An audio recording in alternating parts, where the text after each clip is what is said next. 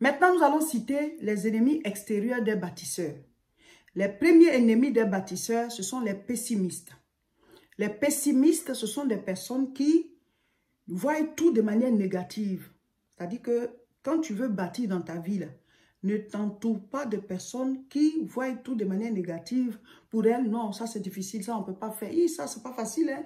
Ça, est-ce que tu vas y arriver? Ce sont des personnes qui, quand elles sont avec toi, elles te cassent toujours l'élan. Elles brisent toujours ton élan. Elles te cassent le moral. Elles brisent, en tout cas, tout ce que tu veux faire comme projet là, ces personnes te ramènent toujours vers le bas. Tout ce que tu as comme projet, leurs paroles à côté de toi vont toujours te ramener au point zéro. Parce qu'au moment où tu veux prendre ton élan, cette parole pessimiste ou bien cette personne pessimiste, par ses paroles, va tout le temps te briser l'élan, elle va tout le temps t'empêcher de décoller à cause de ces paroles qui manquent de foi. Je vais lire Job chapitre 30, verset 26. J'attendais le bonheur et le malheur est arrivé. J'espérais la lumière et les ténèbres sont venues. Ce sont des personnes qui se disent, ça là, tu espères que ça va marcher, mais c'est pas sûr, hein.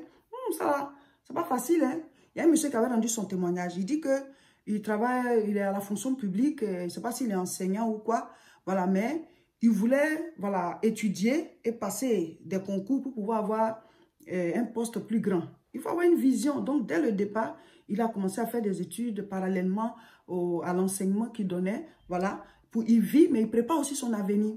Donc, il dit qu'il a un collègue avec qui il prenait les cours, Et à un certain moment, les gens ont commencé à lancer les concours et lui, il remplissait les conditions. Son collègue aussi remplit les conditions. Donc, il lui dit qu'on va aller passer les concours. Le gars lui dit que non, ce pays-là, tu sais que si tu n'as pas les moyens là, pour payer un peu les gens. Donc, il dit que son ami là lui dit, tu connais le pays, hein, si tu n'as pas les moyens pour donner les pots de vin par-ci, par-là, c'est pas sûr que ça marche. Donc, c'est même pas la peine d'aller s'inscrire.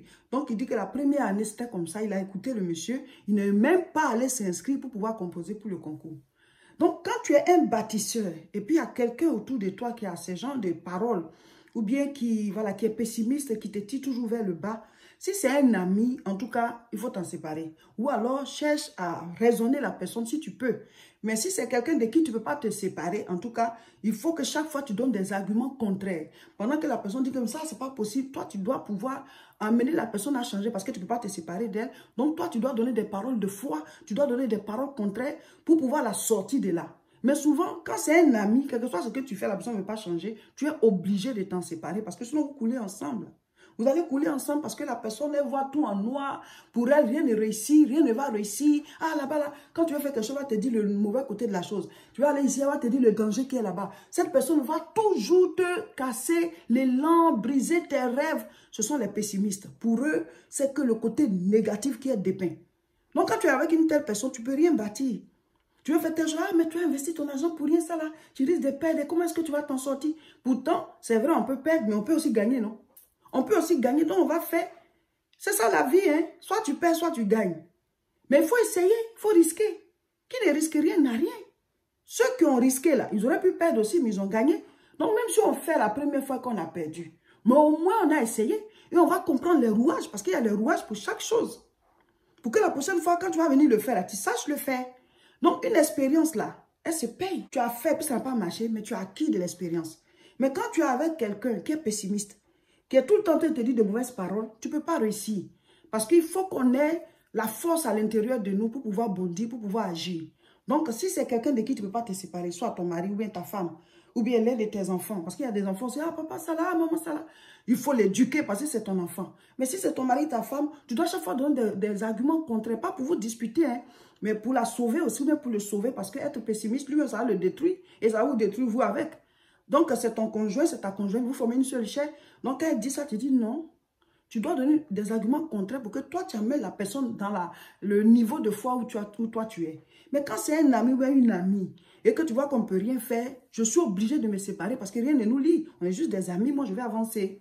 Mais si tu peux essayer de sauver la personne, tu la sauves aussi. Mais souvent, ce sont des personnes qui vous coulent. Elles vous font couler parce qu'elles ont de mauvaises idées et tout, elles vous empêchent. Donc, vous ne pouvez pas bâtir. Un autre ennemi extérieur des bâtisseurs, c'est qui? Les jaloux. Ceux qui envient. Quand tu as dans ton entourage quelqu'un qui est jaloux, qui t'envie, attention, tu risques de ne pas bâtir. Parce que la personne va te mettre les bâtons dans les roues. Elle va créer des situations d'échec. Elle va t'empêcher d'avancer. Donc, il faut regarder autour de toi certaines personnes qui manifestent de la jalousie, de l'envie envers toi. On n'est pas obligé d'être amis, hein. Chacun prend son chemin. Parce que pour bâtir, il faut remplir certaines conditions. Je veux réussir. Mais si je me fais accompagner par des gens qui me jalousent, qui trouvent que non, j'ai un peu trop de chance, toujours c'est moi qui vais toujours avancer, et toujours, c'est moi qui ai les opportunités, c'est moi qui suis ci, qui suis ça, qui suis à tel niveau. Ah non, tu ne peux pas t'en sortir avec une telle personne. Il y a des gens qui veulent réussir, mais qui se promènent avec leurs ennemis. Il y a des gens qui veulent réussir, mais qui ont pour ami leur destructeur. Donc, tu plantes, la personne arrache. La Bible dit quoi? Un homme a planté. Pendant la nuit, son ennemi est venu mettre une autre plante dans ce qu'ils ont planté. Donc, la personne qui met une mauvaise plante dans ce que tu as planté là, si cette personne, tu dois être avec elle tout le temps, tu ne réussiras pas, tu ne bâtiras rien. Je vais lire. Galates chapitre 5, verset 26. Ne cherchons pas une vaine gloire en nous provoquant les uns les autres, en nous portant envie les uns aux autres. Il est important d'être entouré par de bonnes personnes quand on veut réussir. Donc, ne vous enviez pas les uns les autres. Si tu as dans ton entourage un ami, une connaissance, même un frère, une soeur, qui est tout le temps en train de t'envier, il faut t'en séparer. Maintenant, si c'est ton conjoint, ta conjointe, vous devez vous asseoir pour en parler. Vous devez en parler dans l'amour du Seigneur, pour dire que ce que nous devons bâtir, c'est pour nous deux. Si dès maintenant, on ne s'entend pas pour réussir, et qu'on se combat, c'est comme un royaume qui est divisé. Et la Bible dit, un royaume divisé ne subsiste pas. Parce qu'on est ensemble, on forme une seule chair devant Dieu. Donc, ce que je veux faire là, c'est pour le bien de nous deux. Donc, on doit s'accorder. On ne doit pas être ennemis. C'est comme des ennemis à l'intérieur. Donc, on ne réussira pas. Deux personnes qui sont accordées comme ça, qui doivent courir. Si une des personnes est couchée par terre, celui-ci, quelle que soit sa force, il ne peut pas courir. Comme tous ceux qui courent deux ensemble comme ça, lui, il ne peut pas atteindre le rythme des deux autres, ceux qui courent les deux ensemble. Parce qu'il y a un qui est couché. Donc, vous devez en parler. Parce que si vous êtes ensemble, au départ, c'est l'amour qui vous lie.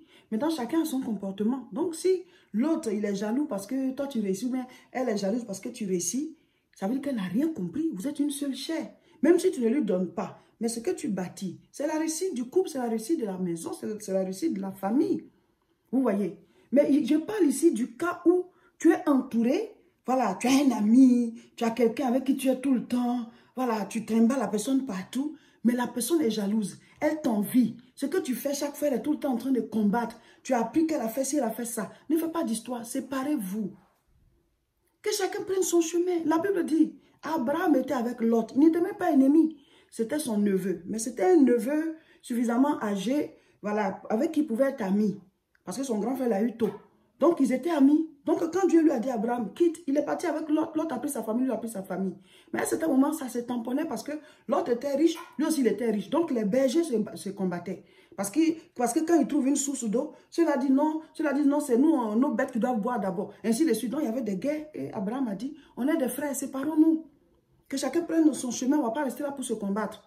Donc, si tu avais quelqu'un qui est jaloux, qui t'envie, qui te met les bâtons dans les roues, qui ne veut pas que tu réussisses, tu as des opportunités, la personne détruit ça. Mais il faut t'en séparer. La Bible dit, même si ton œil est une occasion de chute, il faut le casser. Même si ton bras est une occasion de chute, là, il faut couper. Donc, si Dieu te dit de couper ton bras et de casser ton œil, ce n'est pas quelqu'un, un ami qui est tout le temps en train de te créer des problèmes que tu vas trimballer, ou bien une amie qui est tout le temps en train de voilà, détruire tes activités, détruire tes relations, alors que tu dois bâtir ta vie conjugale, bâtir la vie de tes enfants. Vous avez des amis qui viennent détruire la vie de vos enfants et vous continuez de les trimballer. Tu pardonnes à la personne, on dit de pardonner, oui, mais tu n'as plus le droit d'être avec cette personne.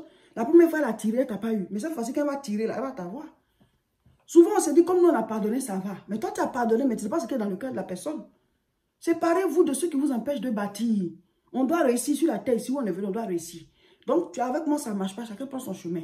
Mais si vous êtes mariés, vous devez vous asseoir et parler pour dire, chacun doit convaincre l'autre et vous devez prier. Troisième ennemi extérieur des bâtisseurs, ce sont les œuvres spirituelles diaboliques.